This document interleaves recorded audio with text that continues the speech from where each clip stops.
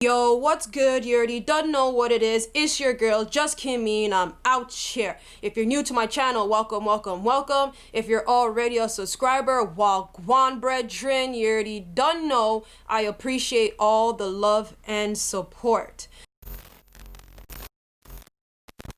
So what I'm going to be doing in this video, I'm going to be giving you guys the lowdown. I'm going to give you guys the tea. I'm going to be putting you guys on to the good goods of 5 Korean movies that you guys should watch on Netflix before 2020 is over. So no more long talk, we're just gonna go right into the video, not in any particular order. The first movie I'm going to recommend to you is called Kim Ji-young, born 1982. Kim Ji-young, born 1982, is a film adaptation of a best-selling but controversial feminist novel with the same title written by Cho Nam-ju. It is about a woman in her mid-30s who is living in a male-dominated, patriarchal Korean society where females are defined by their fathers or husbands.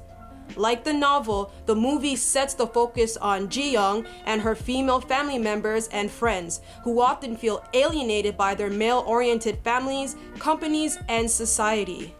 But it does not forget to tell the story of Ji-young's husband, Daeyeon, who is also an ordinary office worker in his 30s. So I really like this movie because it kind of gives you a glimpse into kind of like the regular day of a typical Korean person working in the office, or whether male or female. Is considered like a feminist movie because it really showed you kind of the role that women play in Korean society till this day.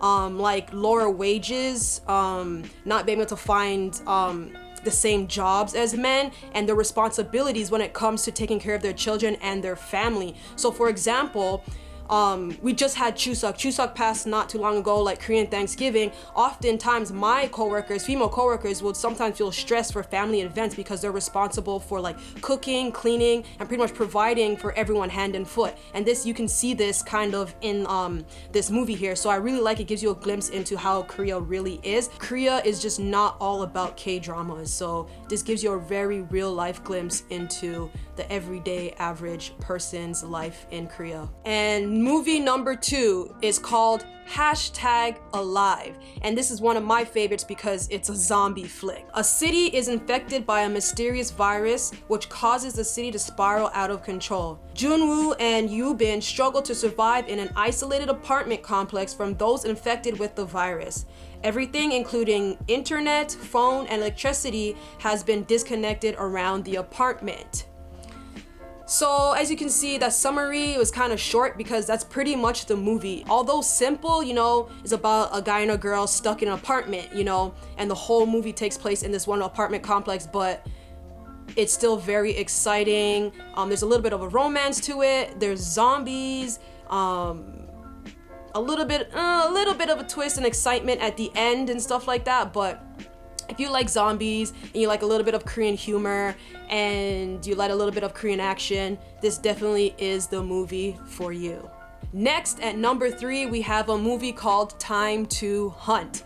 This movie is set in the near future dystopian version of South Korea. The film follows 4 young thugs, that's what they are, gangsters, thugs, who become the targets of a deadly assassin after they knock off an underground casino. I like this movie because it's so different from your typical Korean movie. In the summer, you know, it says it's set in a dystopian South Korean society, so it's kind of set in like the future. It's very opposite of what Korea is today. Things that happen in this movie just don't happen in Korea. So for example, in this movie, Korea looks super ghetto. There's drugs and there's guns. That's definitely not representative of how Korea looks like right now. So I mean, it got guns and it got cars, and it has action. What more can you ask for? I recommend that you guys watch this movie as well. The 4th movie I will recommend to you guys is called Innocent Witness. A housemaid, Miran, stands accused of murdering her elderly employer, although she claims merely to have failed in her efforts to prevent his suicide. Their scuffle is witnessed from across the street by Jiwoo, whose autism impedes her from interacting fully with the outside world. The lawyer defending a housemaid accused of murdering her elderly employer wrestles with whether to put the autistic teenager on the witness stand or not. I really like this movie because it's kind of like a wholesome movie, but it's also very educational, and it's also a little bit sad, and it's a very good eye-opener into how Korea has stigmatized kind of disorders. So in Korea, kind of like learning disabilities or kind of mental disorders or any type of disorders are kind of brushed off as not a thing. So I really like this movie because it really sheds a light on autism. I also really like the fact that it had a little bit of a crime element to it, and also had a little bit of a mystery element to it, and it also had to deal and had a little bit of a sad element to it as well. And it is a courtroom drama, so a majority of the movie takes place in a courtroom, and it follows the relationship between the lawyer defending the accused murderer and the girl with autism who should take the stand. The fifth and last movie I will recommend to you is called Hitman Agent June. June is a top agent of the National Intelligence Service who can strike down dozens of terrorists in one fell swoop. Disenchanted with his life, June fakes his death and succeeds in leaving the NIS to lead a normal life as a family man and fulfill his dream of becoming a webtoon artist. One night, he gets super drunk and draws comics about his past life, which gets posted online. Containing classified information, June finds himself in trouble. And if you know a little bit about Korean culture, there's a little Korean comedy. If you've watched any Korean comedy before, the jokes kind of tie back to just how Koreans are and their little mannerisms. But also, if you don't know a lot about Korean culture, I think it's still a pretty decent comedy.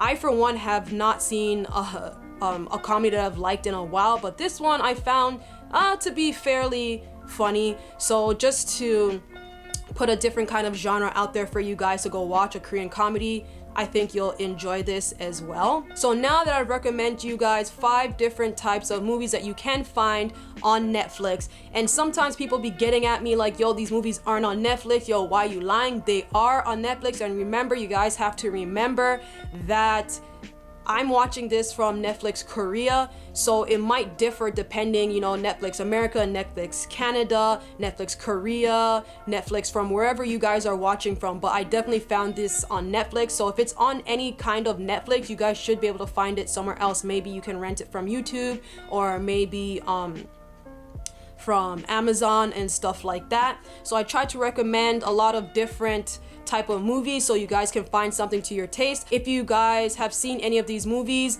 leave a comment down below of which ones that you guys like and what you felt about it. Or if you have any other movies for me to watch, you guys recommend any movies for me to watch, go ahead and put that down in the comments. And I hope you guys watch these movies before the end of 2020. If you like this video, go ahead and slap the thumbs up button. If you're not already subscribed, go ahead and smash the subscribe button. You already done know what it is. It's your girl, Just Kimmy, and I'm out.